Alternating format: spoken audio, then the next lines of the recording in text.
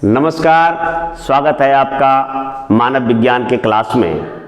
और आज की कड़ी में हम आर्थिक मानव विज्ञान के अंतर्गत पढ़ेंगे जनजातीय बाजार। जनजातीय बाजार अर्थात ट्राइबल मार्केट। जनजातीय लोगों का अपना एक बाजार होता है और इस बाजार में आकर अपने वस्तुओं का, अपने सामानों का, अपने उत्पादों का वस्तु विनिमय के माध्यम से परस्पर वस्तुओं का आदान प्रदान करते हैं। हालांकि जनजातीय बाजारों का जो मुख्य स्वरूप है वह वस्तु विनिमय के माध्यम से ही है, परंतु आज के दौर में कुछ मुद्रा का भी प्रचलन होने लगा है। तो जनजातीय बाजार हमारे जो आधुनिक बाजार हैं उनसे किस प्रकार भिन्न है और कैसे इसको हम अलग कर सकते हैं, जिसके कारण मानव शास्त्र में इसका एक विशिष्ट अध्ययन किया जाता है। जनजातीय बाजारों की इनकी कई विशेषताएं हैं, इनके कई स्वरूप हैं और जनजातीय बाजारों के विषय में बहुत सारे लोगों को कुतूहल रहता है। मानव शास्त्रियों का भी अध्ययन का प्रमुख पसंदीदा विषय रहा है जनजातीय बाजार। आखिर क्या बात है?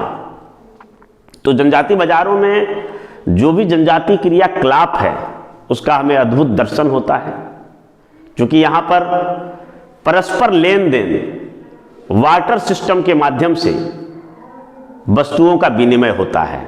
से उदाहरण के लिए, मैं कृषक हूं, मैं धान उपजाता हूं और हमें साग सब्जी चाहिए, मसाला चाहिए, तेल चाहिए या कपड़ा चाहिए, तो हम वैसे व्यक्ति की तलाश करेंगे जिनके पास हमारी जरूरत की वस्तु है और जिन्हें हमारे उत्पादों की जरूरत है।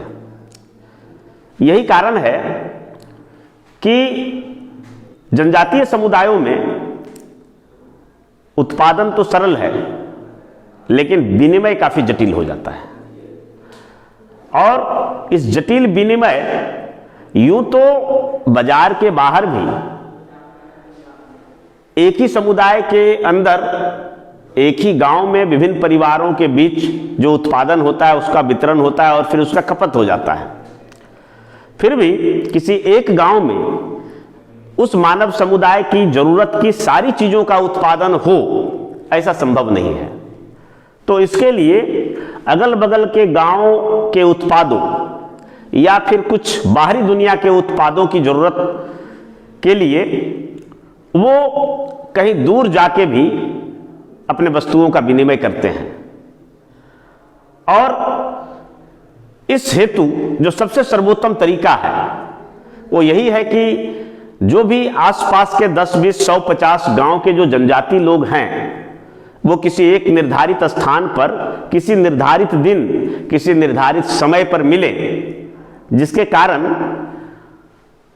सारे लोगों का जमावड़ा होने के कारण अपने अपने उत्पादों के साथ जो आएंगे तो वहां पर उत्पादों का लेन देन आसान हो जाएगा। और यही कारण है कि जनजातीय इलाकों में जनजातीय बाजारों की बड़ा ही सजीवता से चित्रण मिलता है, जहां पर विभिन्न समुदायों के, विभिन्न गांवों के जनजाति आकर बिना मुद्रा के लेन देन के वस्तुओं का परस्पर आदान प्रदान के माध्यम से विनिमय करते हैं और अपने जरूरत की चीजों को प्राप्त करते हैं। जनजाति को एक झलक अगर हम देखें तो जनजाति जो होता है वो थोड़ा अलग थलग होते हैं, पहाड़ी जंगल वातावरण में होते हैं और इनका जो उत्पादन का उद्देश्य जो होता है वो जीविकोपार्जन होता है, यानी किसी तरह से रोटी कपड़ा मकान की पूर्ति हो जाए, यही इसके लिए काफी होता है। तो जीविकोपार्जन अर्थव्यवस्था होने के कारण यहां पर बचत की कोई अवधारणा नहीं होती है। यहां पर जीविकोपार्जन अर्थव्यवस्था है तो यहां बचत नहीं होता है। यही कारण है कि अपनी जरूरत लायक चीजों का ही लोग उत्पादन करते हैं और जरूरत लायक चीजों के उत्पादन में से ही अगर थोड़ा बहुत बच जाए, जो मार्जिनल है, जो सीमांत अधिशेष जिसको कहा जाए, तो वो जिस वस्तु की किसी की जरूरत है तो उस बचे हुए चीज से वो अपनी दूसरी जरूरत की चीजें हासिल करते हैं, प्राप्त करते हैं, जिसका वो उत्पादन नहीं करते हैं, और इस तरह से वस्तु विनिमय के माध्यम से अदला बदली करते हैं। तो इसी कारण है कि बाजार जैसा कोई अवधारणा यहां नगण्य है। माने कोई ऐसा निर्धारित स्थान की अवधारणा लगभग नगण्य है जहां पर कि बड़े व्यापक रूप से वस्तुओं, सामानों और उत्पादों की खरीद बिक्री होता हो, क्योंकि यहां उत्पादन अधिशेष भी बहुत कम होता है। लोग अपनी जरूरत के लिए ही चीजों का उत्पादन करते हैं। फिर भी जहां आसपास में कई जनजातियों की बसावट होती है, तो अगल बगल के 10, 20, 100, 50 गांव के लोग किसी एक निर्धारित स्थान पर अपने वस्तु विनिमय के माध्यम से वस्तुओं की परस्पर अदला बदली के उद्देश्य से लोग आते हैं। और इसी संदर्भ में हम देखते हैं कि डीपी सिन्हा का छोटा नागपुर क्षेत्र का एक अंतर जनजातीय बनारी बाजार का उल्लेख मिलता है। इंटर ट्राइबल बनारी मार्केट। इंटर ट्राइबल बनारी मार्केट का से तात्पर्य यह है कि यहां पर आसपास की कई जनजातियां आते हैं और अपने वस्तु विनिमय के माध्यम से सामानों की अदला बदली करते हैं। जैसा कि आप प्रतीकात्मक चित्र में देख रहे हैं कि विभिन्न गांवों से अपने अपने उत्पाद के साथ, चाहे वो कंदमूल फल हो या फिर कृषि उत्पाद हो या फिर कोई सौदागर टाइप का भी व्यक्ति हो जो अगल बगल के शहर से कुछ उत्पादों को लेकर वहां आते हो और वस्तु विनिमय के माध्यम से वो अपना एक्सचेंज को संपन्न करते हैं। इस अंतर जनजाति बनारी बाजार में अगर कुछ जनजातियों का उदाहरण देखें तो हम पाएंगे कि कई ऐसी जनजातियां हैं जो अपने उत्पादों के साथ इस बनारी बाजार में आते हैं। उदाहरण के लिए बिरहोर। बिरहोर रस्सी और बंदर के साथ आता है, क्योंकि बिरहोर का काम है रस्सी बांटना और जंगल से बंदर को पकड़ना। उसी प्रकार उरांव जो कि कृषक है, तो ये कृषक चावल के साथ आता है। उसी प्रकार एक चिप बड़ा एक जनजाति है जो कि बुनकर समुदाय है, ये कपड़ा लेकर आता है। उसी प्रकार से महुली जो कि एक शिल्पकार है, तो ये टोकरी, चटाई जैसे वस्तुएं जो घरेलू उद्योग या कुटीर उद्योग के माध्यम से तैयार करते हैं उसको लेकर आते हैं। फिर असुर है, तो असुर लोहे का औजार लेके आता है जिसमें आप हंसिया, दराती, चाकू, खंती, हल का फाल, ये सब आप देख सकते हैं। उसी प्रकार बिरजिहा। बिरजिहा एक जनजाति है जो कि साग सब्जी के साथ आता है। ये देखिए कुछ इस प्रकार से बाजार का दृश्य होता है। लोग अपने अपने उत्पादों के साथ आते हैं और आराम से वस्तुओं को रखते हैं ताकि दूसरे लोग आएं और वो अपना सामान को देकर यहाँ से जरूरत के सामान ले जाएं। इन बाजारों की कुछ विशेषताएं हैं जिनको कि हम अगले स्लाइड में देखेंगे कि किस प्रकार से ये बाजार लगते हैं और कौन कौन से लोग यहाँ आते हैं और क्या इसकी खूबियां हैं। तो इस प्रकार से हम विशेषताओं को देख सकते हैं। तो ये बाजार, सर्वप्रथम हम यह समझेंगे कि यह बाजार अस्थायी होता है।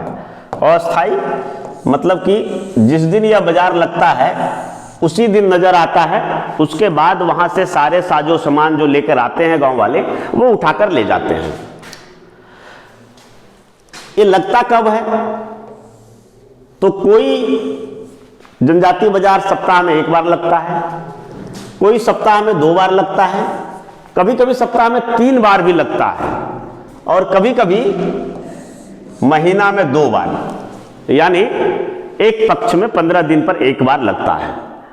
इसकी टाइमिंग की बात करें तो लोग गांवों से, विभिन्न गांवों से सुबह 8 बजे से 10 बजे तक चलना शुरू करते हैं, पहुंचना प्रारंभ करते हैं और सूरज ढलने तक यानी संध्या तक वो मार्केट में रहते हैं और अपने सामानों का विनिमय करते हैं।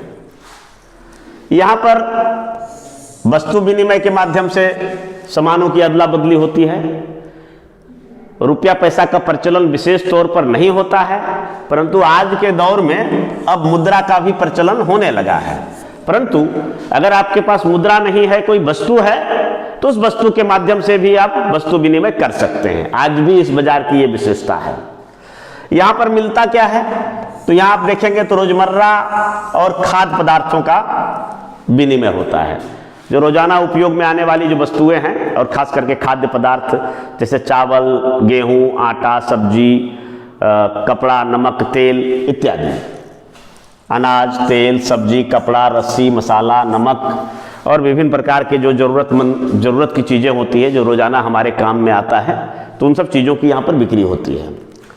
इन बाजारों में खाता बही या जटिल गणितीय प्रणाली का प्रचलन नहीं होता है। बस एक हाथ ले एक हाथ दे, कोई उधार बाकी नहीं, कोई क्रेडिट नहीं, लाभ हानि का बहुत ज़्यादा अधिक गणना नहीं। हमारे पास जो वस्तु है आपके पास चला गया, आपका जो वस्तु है हमारे पास चला गया, बस कहानी खत्म। और यह पुनर्वितरण का केंद्र होता है। पुनर्वितरण का केंद्र कैसे कहेंगे, क्योंकि वस्तुओं का वितरण एक व्यक्ति से दूसरे व्यक्ति में और एक गांव से दूसरे गांव तक होता है। और इस तरह से ये ट्रैवल मार्केट जो है वो रीडिस्ट्रीब्यूशन का सबसे बड़ा केंद्र होता है। यहाँ पर विभिन्न गांवों से लोग आते हैं अपने अपने वस्तुओं के साथ और अपनी अपनी जरूरत की चीजें लेकर विभिन्न गांवों में वापस चले जाते हैं। तो इस तरह से ये ट्रैवल मार्केट की जो अपनी एक विशेषता है, इस विशेषता को हम लोगों ने समझा। अब हम देखेंगे कि अभी तक जो विशेषता थी तो वो आर्थिक महत्व की विशेषता थी, लेकिन जनजातीय बाजारों की विशेषता सिर्फ आर्थिक तक ही रुका हुआ नहीं है। अगर आप इन ट्रैवल मार्केट में घूमते हैं तो आप देखेंगे कि जितना लोग आर्थिक उद्देश्य से नहीं आते हैं, उतना लोग गैर आर्थिक उद्देश्य से यहाँ जुटते हैं। बहुत सारे लोग मेले में यूं ही घूमने आते हैं, जिनको कुछ नहीं लेना देना है वो भी आते हैं, क्योंकि इनके कई सारे पहलू हैं, कई सारे पक्ष हैं और विभिन्न पक्षों में एक आर्थिक पक्ष भी है और सारे पक्ष मिलाकर बनता है ट्रैवल मार्केट। तो आर्थिक महत्व की चीजों को तो आपने अभी तक समझा कि लोग आते हैं, वस्तुओं का विनिमय करते हैं। मुद्रा का विशेष प्रचलन नहीं है, परंतु अब मुद्रा का भी प्रचलन होने लगा है। तो जनजातीय बाजारों का अगर हम गैर आर्थिक महत्व को देखें, यानी नॉन इकोनॉमिकल इंपॉर्टेंस, तो इसमें हम कई तरह की चीजों को हम पाते हैं। तो सबसे पहले आप देखें तो एक नंबर में आप देख सकते हैं सामाजिक महत्व। सामाजिक महत्व, सामाजिक महत्व क्या है? ये जो बाजार है इसमें कई गैर आर्थिक कार्य, जैसे कि ट्रैवल मार्केट में लोग इसलिए भी आते हैं क्योंकि उसका उद्देश्य जो होता है वो लोगों से मिलना जुलना होता है। क्योंकि बाजार में उनके सगे संबंधी भी आते हैं, मायके ससुराल के लोग आते हैं, तो इसलिए भी ट्रैवल मार्केट में लोग आते हैं ताकि वहां अपने संबंधियों से उसकी मुलाकात हो जाए, अपने दोस्तों से मुलाकात हो जाए, अगल बगल के गांवों में जो रिलेशन है उनसे मुलाकात हो जाए। दूसरा, यह विवाह निर्धारण का भी केंद्र होता है। मेले में लोग इस उद्देश्य से आते हैं कि वहीं पर वर और वधू का जो देखा देखी होता है वो हो जाएगा, वधू मूल्य की राशि तय हो जाएगी। लड़का लड़की को अगर किसी ने देखा तो सारे रिश्तेदार के लोग वहां पे जमा होते हैं और एक जगह पर बैठकर और फिर जो है एक दूसरे को पसंद करते हैं। विवाह की दिन तिथि तय किया जाता है।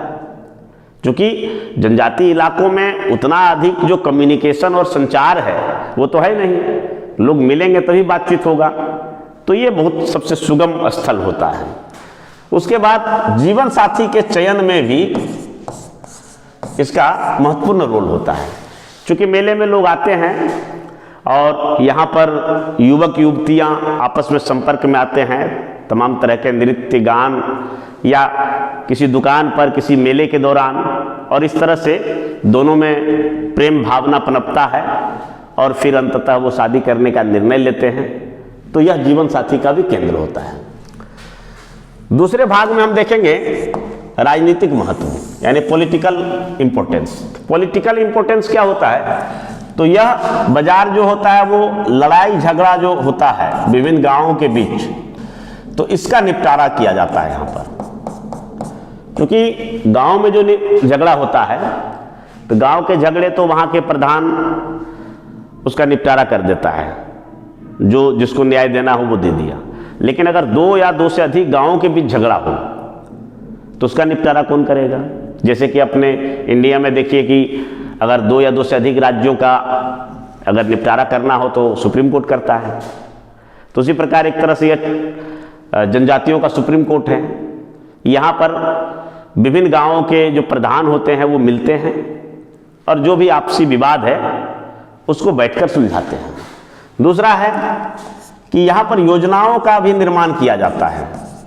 एक तरह से यह कैबिनेट का कार्य करता है, संसद का कार्य करता है। यहाँ पर विभिन्न गांवों के लोग आते हैं और मिलते हैं, वहाँ के जो बड़े बुजुर्ग और प्रमुख, तो यहाँ पर यह तय करते हैं कि किस इलाके में नहर बनना है, कब बनना है, कहाँ पर पगडंडी और रास्ता बनाना है। जनजातीय के आपसी सामुदायिक कल्याण के लिए और भी जिन चीज़ों का जरूरत होता है तो उसको तय किया जाता है यहाँ पर। और फिर अंततः कई बार क्या होता है कि बड़े स्तर पर जो पंचायत होना हो या मुखिया प्रधान का चुनाव करना है तो ये चुनाव भी यहाँ पर संपन्न होता है। तो ये जनजातीय बाजार का आर्थिक महत्व के साथ साथ ये 2 सामाजिक और राजनीतिक महत्व को भी हमने देखा जाना। अब आ जाइए सांस्कृतिक महत्व। तीसरे नंबर पर हम सांस्कृतिक महत्व को रखते हैं।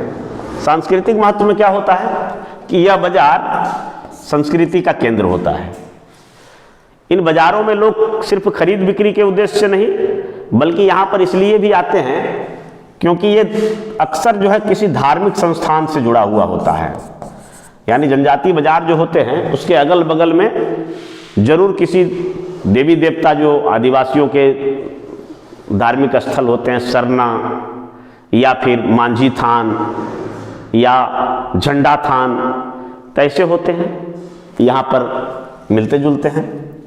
उसके बाद कई जनजातीय बाजारों का जो क्षेत्र होता है वह एक धार्मिक महत्व का होता है।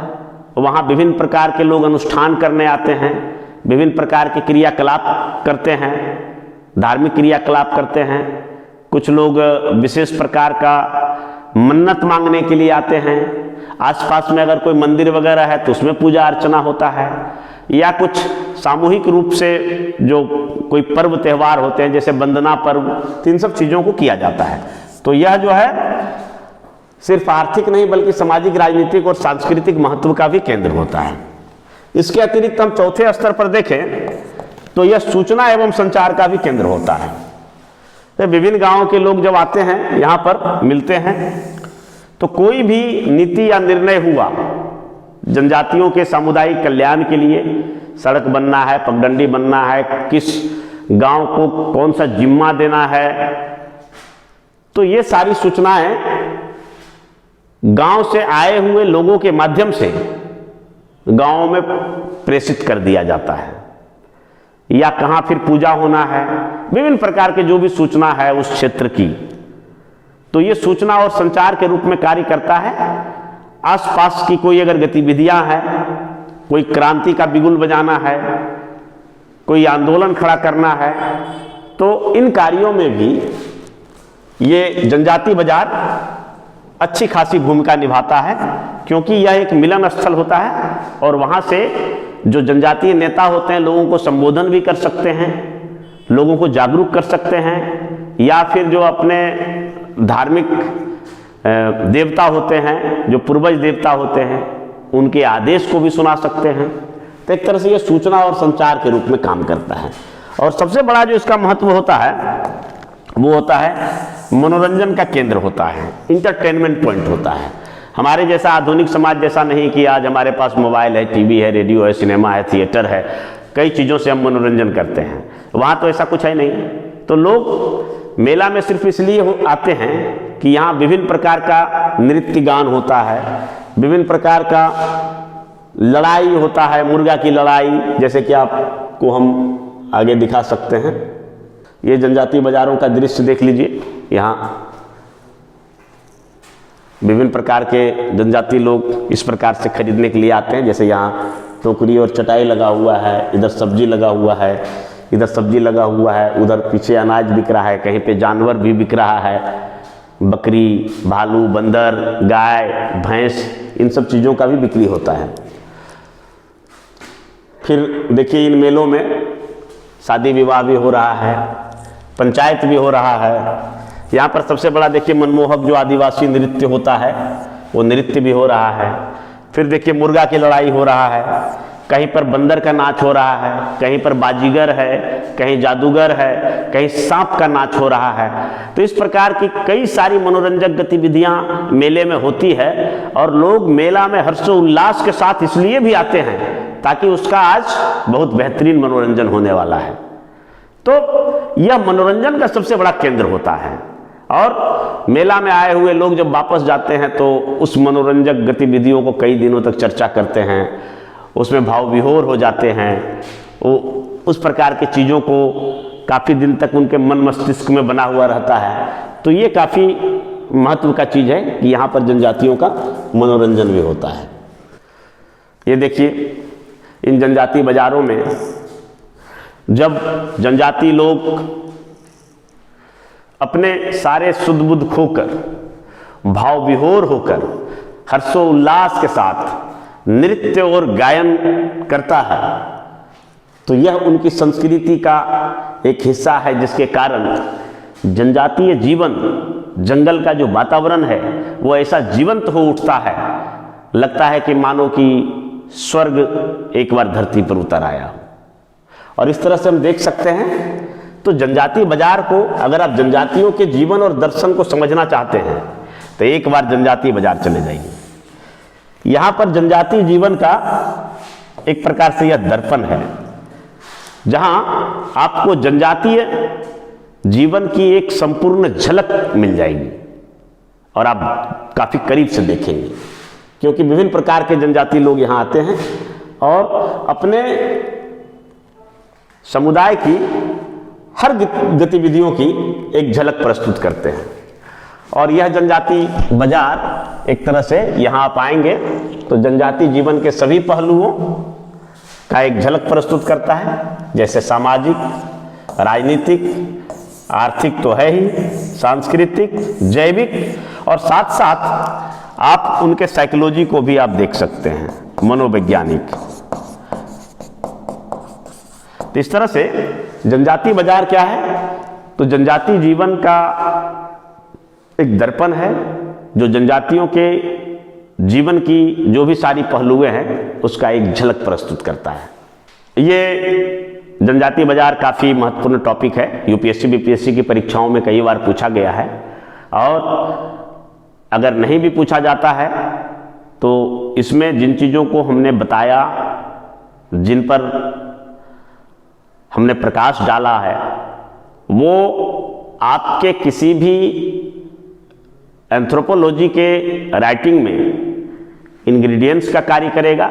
इन चीज़ों को कई स्थानों पर आप मेंशन कर सकते हैं। तो ये काफ़ी महत्वपूर्ण टॉपिक था और इस टॉपिक के बाद इसको अपने जो बेसिक बुक्स है उसमें ज़रूर पढ़िए। संस्थान द्वारा जो भी नोट्स उपलब्ध कराए गए हैं उनको जरूर पढ़िए, एक बार कॉपी में जरूर राइट डाउन कीजिए। इसी के साथ जनजातीय बाजार का ये टॉपिक यही समाप्त करते हैं। मिलेंगे जल्द ही दूसरे किसी महत्वपूर्ण टॉपिक के साथ। तब तक के लिए धन्यवाद। जय हिंद।